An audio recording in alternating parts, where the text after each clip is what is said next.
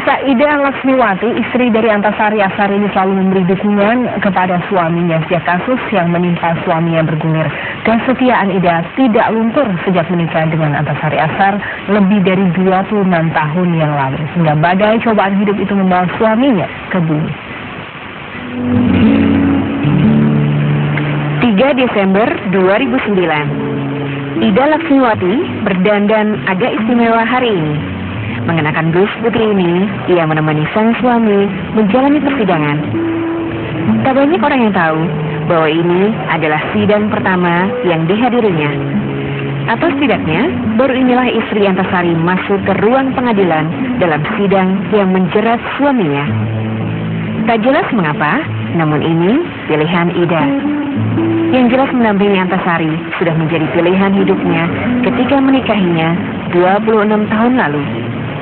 Ibu percaya 100% pada Pak Antasari? 1000%. 1000%? Iya. Karena apa sumber kepercayaan itu? Karena memang perjalanan pernikahan yang sedemikian panjang? Iya. Atau adakah alasan-alasan lain sehingga 1000% percaya pada suami? Iya. Karena selama 26 tahun saya menikah dengan Bapak, belum pernah sekalipun dia menyakiti saya, dan belum pernah dia berjanji tidak menepati janjinya. Dan dia jarang sekali marah dengan saya. Aktivitas sehari-hari Ida pun tak pernah lepas dari Antasari. Terlebih ketika suaminya mulai masuk jeruji penjara. Setia dan penyabar, mungkin inilah kata yang paling tepat bagi Ida. Di dalam hatinya, ia selalu meyakini bahwa suaminya tak pernah terlibat pada peristiwa pembunuhan Nasruddin Zulkarnain.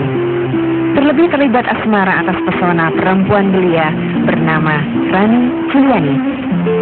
Keyakinan ini juga yang selalu dikatakannya pada dua anak mereka. Apapun yang diungkapkan Rani Juliani tentang kisah asmara mereka, toh ia hanya mempercayai suaminya.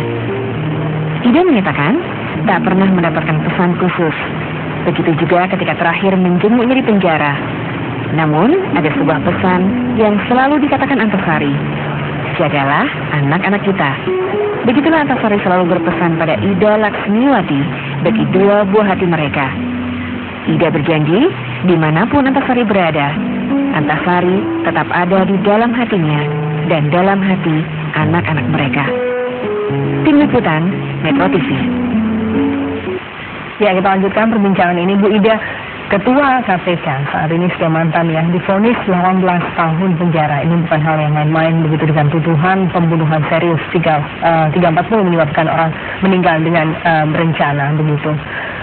Lalu muncul ada isu seputar mengenai ada sesuatu lah di balik semua ini begitu. Apa sih menurut Ibu Ida pekerjaan Pak Antasari hingga kemudian ia harus dijadikan korban seperti ini? Sebetulnya dari awal sih saya belum tahu apa itu KPK, karena selama ini saya akan berkecimpung di dunia kejaksaan, karena Bapak lama di kejaksaan. Baru tahu ya kira-kira sudah Bapak berjalan kira-kira 3 bulan. Saya lihat kok risikonya juga lumayan. Saya bilang bagaimana? Saya bilang Bapak bilang kita sudah dapat kepercayaan dan tugas ini memang harus kita jalani dan sudah disumpah. Dan jadi Bapak menjalankan ini sesuai dengan apa yang sudah dikomit kepada Bapak. Dan dia juga sudah mempunyai apa yang dia harus lakukan, resiko apapun dia harus tanggung. Dan itu dikatakan kepada saya dan anak-anak. Pernah tidak mendengar bahwa Pak Antasari ini sedang mencoba mengungkap kasus-kasus besar di negeri ini sehingga akhirnya ya keburu dibungkam? Awalnya saya tidak tahu, karena pekerjaan kantor Bapak itu tidak pernah dibawa ke rumah, apalagi dengan saya. Saya pikir ya seperti biasa menangani korupsi.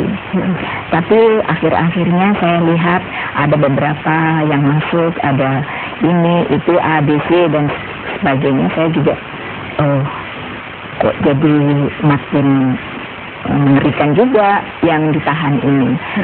Dan jadi saya mengambil suatu kesimpulan, mungkin banyak pihak yang kurang berkenan dengan pekerjaan yang dilakukan oleh Bapak dalam rangka pemberantasan korupsi ini.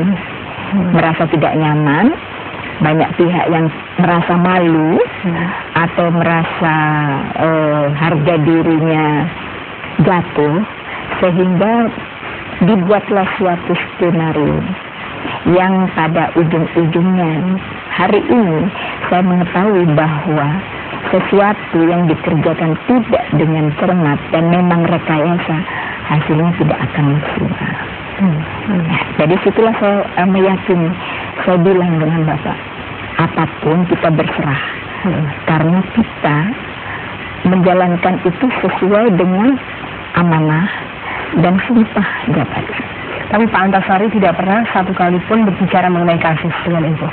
Sama sekali, karena dia seolah-olah seperti istri dilarang mencampuri urusan kantor. Itu dia paling tidak suka. Baik saat menjadi jaksa maupun jaksa walaupun ketua KPK. Baik, Bu Ida, Pak Antasari mengganti beberapa kuasa hukumnya, begitu. Saya ingin tahu apa sebabnya. Sebetulnya tidak mengganti, hanya saja untuk menciptakan dari sekian banyak pengacara hanya satu aja, jadi fokus satu. Karena pengacara ini kan banyak pekerjaan juga, seperti banyak klien mungkin. Jadi di saat kala atau di kala Bapak membutuhkan, beliau masih berada di satu tempat dan tidak ada di Jakarta. Adakah dari pengacara-pengacara ini yang kemudian ada kliennya yang lain membuat konflik of interest dengan kepentingan Pak Antasari Ashar? Seperti ini saya lihat enggak juga sih, karena masih oke-oke aja dengan kita juga. Oke. PK akan segera diajukan atau sudah ya Bu ya? Segera akan segera diajukan begitu. Banding dan kasasi ditolak. Masih optimis kan Bu dengan peninjauan kembali? Insya Allah. Upaya luar biasa insya Allah ya Bu. Insya Allah kalau Tuhan menghendaki apapun bisa terjadi. Oke. Kita bicara jika nih ya Bu. Iya. Ada dua kemungkinan. Jika PK ditolak, kita bicara kemungkinan terburuk dulu. Apa yang rencana Ibu ke depan, dan jika PK diterima, apa juga rencana Ibu dan keluarga ke depan? Saya dari awal sudah mengambil yang terburuk. Kalau yang terburuk dan Bapak sudah siap.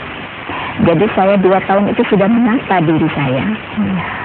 Andai kata Bapak memang harus menjalani 18 tahun ini, apapun yang saya lakukan itu sudah saya planning. Jadi itu sudah tidak menjadi beban lagi untuk Bapak dan beban juga untuk keluarga saya. Andai kata itu ternyata berhasil, alhamdulillah. Dan kita hanya perlu diketahui tidak boleh dendam. Hanya itu pesan Bapak. Siapapun yang telah menzalimi, jangan kamu membuat dendam. Itu dia paling tidak suka. Baik. Baik. Terima kasih Ibu Ida Laswati sudah bergabung bersama dengan Metro Siang. Doa yang terbaik untuk Ibu dan keluarga. Selamat siang. Pemirsa jangan kemana-mana. Saat lagi Rauf dan saya akan kembali untuk melanjutkan Metro Siang dengan informasi. Aisyah Qaddafi, putri dari pemimpin Libya Muammar Qaddafi, tampil di depan publik untuk membakar semangat rakyat Libya melawan NATO.